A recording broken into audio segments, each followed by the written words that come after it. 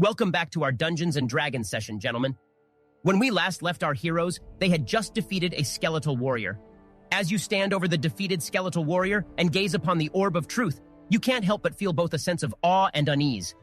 This powerful artifact, shimmering with an inner light, could be a great asset on your quest to recover the arcane constitution, but it could also be a source of unforeseen consequences. The Orb of Truth holds great power. We could use it to reveal hidden information or unveil the true nature of our enemies. It could be a valuable tool on our journey. Of course we're taking it. Tremendous potential. Who wouldn't want to have the truth on their side? Besides, it could be worth a fortune. We should be careful, though. Artifacts like this can sometimes come with a price. The truth can be a double-edged sword. I agree with Gruff. Powerful artifacts can attract powerful enemies.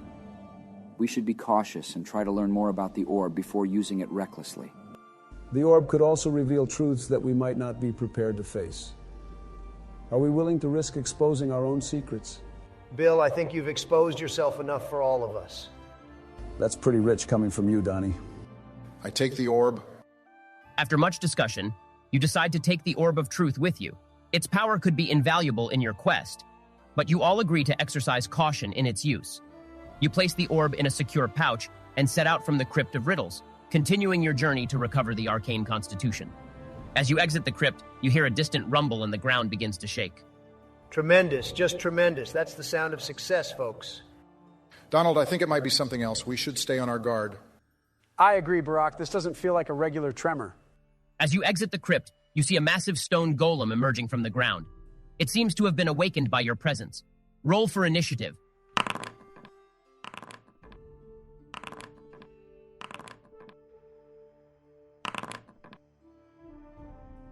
Farnham, you're up first. I'll try to sneak around the golem and find a weak spot. Farnham, roll a stealth check. Farnham, you successfully move unnoticed around the golem. Make an investigation check to find a weak spot. Farnham, you find a crack in the golem's armor on its back. It appears to be a weak point. Thalen, your turn. I'll shoot an arrow at the weak point George found. Thalon, your arrow strikes the weak point, causing the golem to stagger. It's still standing, but it's clearly been damaged. Barnabas, you're up. I'll cast a fantastic lightning bolt spell at the golem. Watch this, folks. Barnabas, your lightning bolt arcs through the air and strikes the golem. The creature shudders but remains standing. Gruff, what do you do? I'll charge the golem, attempting to strike it with my axe. Gruff, your axe connects with the golem's leg, leaving a deep gouge. The creature is now visibly damaged but still remains a threat. Bill, your move. I'll play a stirring tune on my magical saxophone to inspire my comrades, granting them bardic inspiration. Bill, you always play that sax of yours, don't you? I guess when you're not as talented as me, you have to stick to what you know. Tremendous. Oh, Donald, don't worry. I've got other talents, too. Maybe later I'll play a tune for Melania. She seems to appreciate a good performance. All right, gentlemen, let's get back on track. We have a quest to complete, and the arcane constitution isn't going to recover itself. Focus on the task at hand. Caden's music fills the air, and the group feels inspired. The stone golem, angered by the damage it has taken, swings a massive fist at Gruff. The golem's fist connects with Gruff, sending him flying across the battlefield.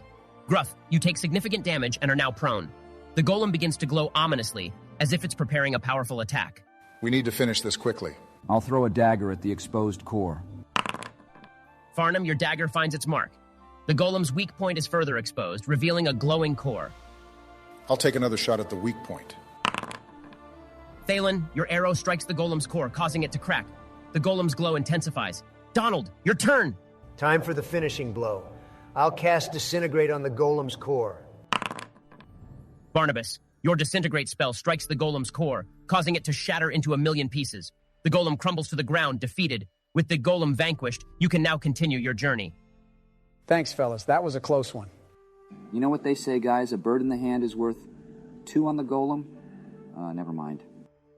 Gruff, did you see how easily that golem swatted you away? I thought you were supposed to be the strong one. Well, Barnabas, at least I was up close and personal taking the hits for the team. What were you doing? Oh, right, showing off your flashy spells from a safe distance. Safe distance? I call it strategic positioning, Joe. And besides, my spells were what brought that golem down. Maybe you should try learning a thing or two about strategy. You've all fought bravely. Make sure to take a short rest to recover your health and abilities. Good idea, Ben. We never know what challenges lie ahead. Oh, come on, Barack. Are you trying to get extra experience points or something? Always playing the nice guy, even in a game? Donald, it's called being a team player. You should try it sometime. Just to be clear, sucking up to the Game Master won't result in extra experience points. Let's focus on the adventure, gentlemen.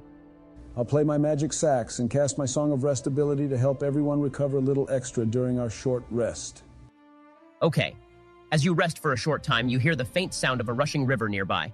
With the golem defeated, you can now venture forward towards the river. I bet it's a tremendous river. Let's go, folks. Keep your eyes open, everyone. There could be more traps or creatures waiting for us. As you approach the river, you see a rickety wooden bridge spanning its width. The bridge looks old and unstable, but it's the only visible way to cross the river.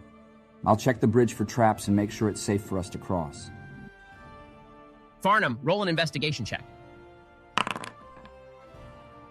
Farnham, after examining the bridge, you find no traps, but you can tell that it's barely holding together. We should cross one at a time to minimize the risk. You know, fellas, this reminds me of a time when I was, crossing a bridge.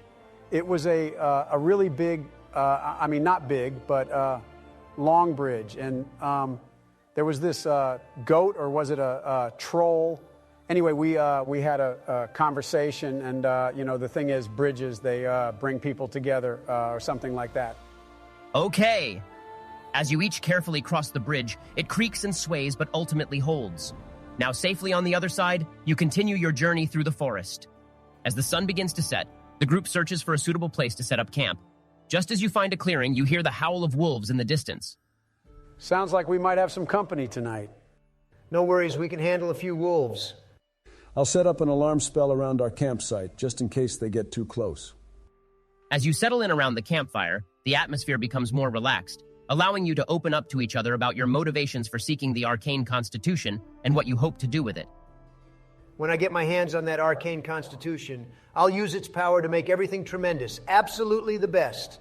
Trust me, it'll be fantastic. Well, Donald, let's not get ahead of ourselves. We should focus on using the power responsibly. I believe we should work towards balance and peace in the realm. You know, back in my day, we used to say, with great power comes great something. Anyway, I agree with Barack. We should use the arcane constitution for the greater good. I'm with you guys, but I also wouldn't mind using its power to play some unforgettable sax solos. That'd be something. But on a serious note, I lost my family to a powerful sorcerer who sought the arcane constitution for himself. I'll do anything to stop someone like him from obtaining it again. Don't worry, George. We've got the best team here. There's no chance anyone could beat us to it. That's right, and who knows, maybe we'll even find a way to make Donald's hair look natural with the arcane constitution. As you share a laugh and continue your conversation around the campfire, the night grows darker and the howling of the wolves comes even closer. Suddenly, Bill's alarm spell triggers, sending a sharp jolt through the group. Everyone, the alarm spell I set up earlier just went off. We've got company. The group hastily grabs their weapons and gets into defensive positions. The once peaceful campsite now filled with tension as you all prepare for the unknown threat that triggered the alarm. As the shadows around the campsite begin to shift, you hear the snapping of branches and low growls growing louder.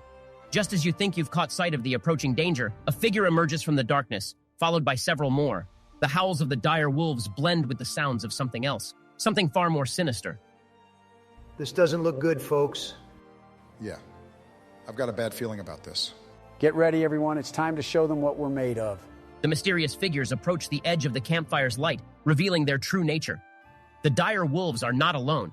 They've brought a powerful ally, a creature that could change the course of your journey forever. With a deep, guttural growl, the new threat steps into the light, its eyes fixed on the group. And in that moment, your fate becomes uncertain. And that's where we'll end this session. Oh, come on. You can't end like that. Yes, unfortunately, that's where we're ending. Thank you once again for joining us in our second session. If you'd like to see more of our quest for the Arcane Constitution, then please like and subscribe for more presidential adventures. I'm Ben Shapiro, and I'll see you in the next episode.